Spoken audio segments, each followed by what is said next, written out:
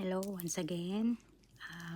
Magre-react ako dun sa pag labas ng mag-ina ni Julie Lico at saka ni Grandy.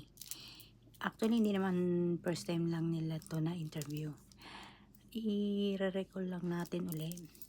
Kasi may mga nagsasabi na kaya lumabas kasi humihingi ng pera, ganito, ganyan. Hindi yun ang pinag-uusapan dyan eh. Kung paano mo tanggapin ang tunay mong anak. Okay, wag na lang dun sa nanay, dun sa anak na lang. Kasi, marami kasing pansinin nyo, mas matatapang pa ang kabit. Diba? Mas pinaglalaban nila kahit na mali na makipagrelasyon sa may asawa. Mas ginajustify pa nila. Pero yung tunay, parang ang nangyayari, yung pang pinawawalang halaga. Diba?